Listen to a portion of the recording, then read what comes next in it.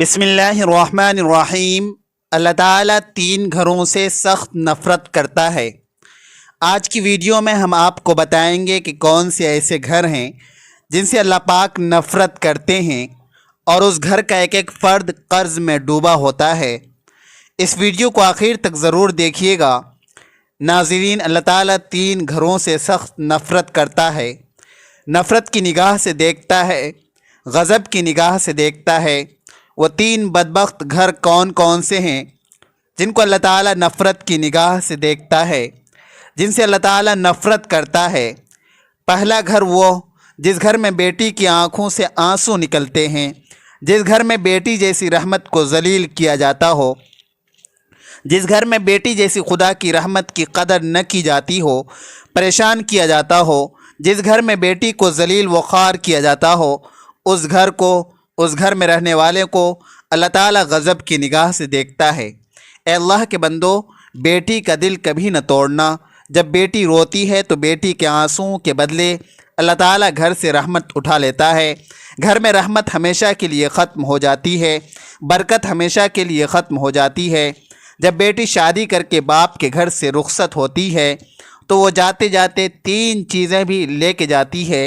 पता है वो कौन सी तीन चीज़ें हैं? एक, बाप के घर की रौनक भी साथ लेके जाती है। दूसरा, बाप के सामने करने वाले नाजो नखरे भी साथ लेकर जाती है। तीसरा, बाप की नौकरी, बाप की ग़ुलामी भी साथ लेके जाती है। किसी ने कहा था बेटी तो बोझ होती है, शुक्र है खुदा ने मुझे बेटी अता नहीं की। इस पर किसी अक्लमंद ने कहा, ओ नादान, अल्लाह ताला बेटियां भी उसे अता करता है जो बेटियां पालने की हैसियत रखते हैं। तो कहता है शुक्र अल्हम्दुलिल्लाह, अल्लाह ने मुझे बेटी अता नहीं की। कमबख्त, बेटी रहमत होती है और अल्लाह ताला बेटी जैसी रहमत उसे देता है जो रहमत को पालने की हैसियत रखता है। तेरे अंदर हैसियत ही क्या है और तुझे पता नहीं। अल्लाह ताला जिस घर को ज़्यादा पसंद करता है उस घर में बेटी जैसी रहमत को भेज देता है। दूसरा, अल्लाह ताला उस घर को नफ़रत की निगाह से देखता है जिस घर में मेहमान आए और मेहमानों का आना घर वालों को पसंद न हो। जिस घर के लोगों को मेहमानों का आना पसंद नहीं होता उस घर को अल्लाह ताला गज़ब की निगाह से देखता है। उस घर से, घर वालों से अल्लाह ताला नफ़रत करता है।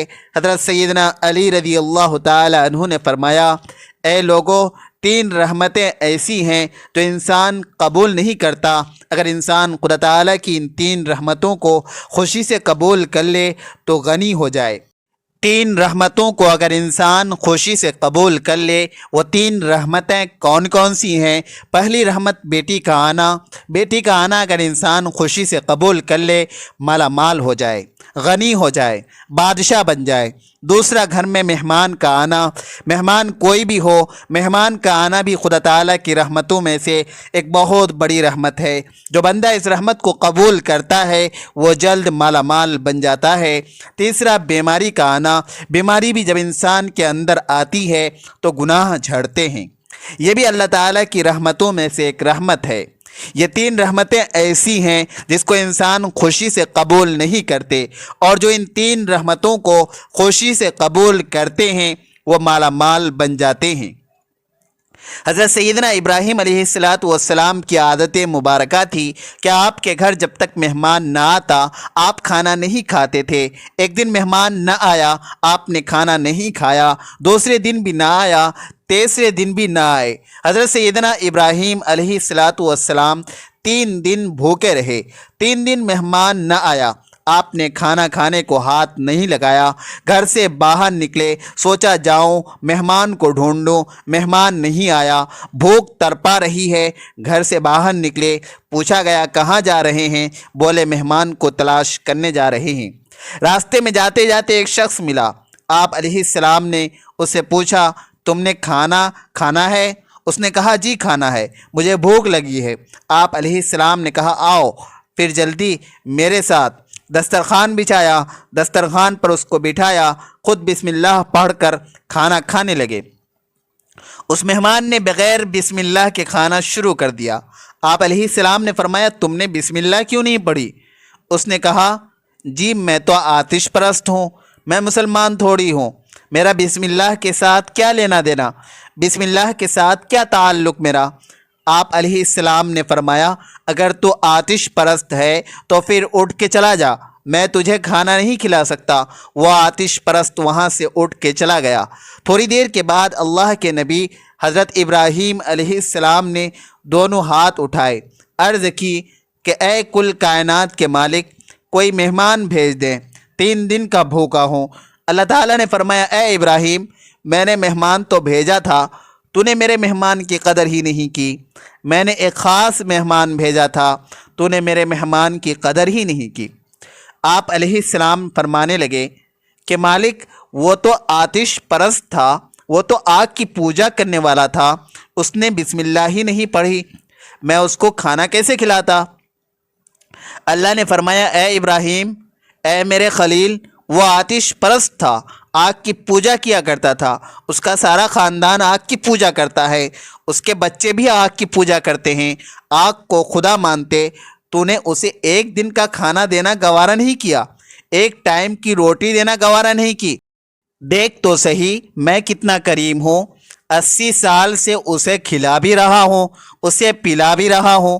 تو یہ جو مہمان ہوتا ہے، مہمان کوئی بھی ہو، خدا تعالیٰ کی رحمتوں میں سے رحمت بن کے آتا ہے، تو مہمان کی قدر کیجئے گا۔ تیسرا گھر، اللہ تعالیٰ جس گھر سے نفرت کرتا ہے، یہ گھر وہ ہے جس گھر میں اولاد کے جوان ہوتے ہوئے بھی بوڑھے والدین پریشان ہو جاتے ہیں، بوڑھے والدین کو دکھ ملتے ہوں، درد ملتے ہوں، طرح طرح کی تکلیفوں میں مبتلا ہوں، جوان اولاد کے ہوتے ہوئے بھی بوڑھے والدین پریشان رہتے ہوں، ان گھر والوں کو بھی اللہ تعالیٰ نفرت کی نگاہ سے دیکھتا ہے۔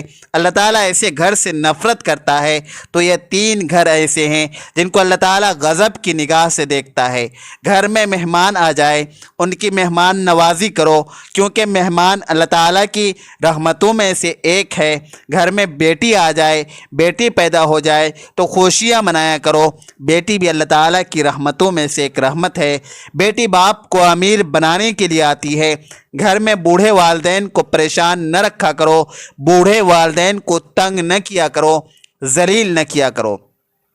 ناظرین، اگر بوڑھے والدین کی سفید داڑھی کی حیا نہیں کر سکتے تو کوئی بات نہیں، بوڑھے والدین کو پریشان بھی نہ کیا کرو۔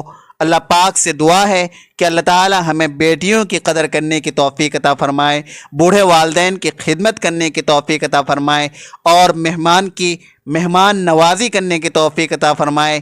آمین ثم آمین۔ ناظرین، کمنٹ باکس میں اللہ تعالیٰ کی 99 ناموں میں سے ایک نام ضرور ٹائپ کریں۔ ویڈیو اچھی لگے تو ویڈیو کو لائک کریں، شیئر کریں، چینل کو سبسکرائب کریں۔ اگلی ویڈیو تک کے لیے اجازت دیجیے۔ خدا حافظ۔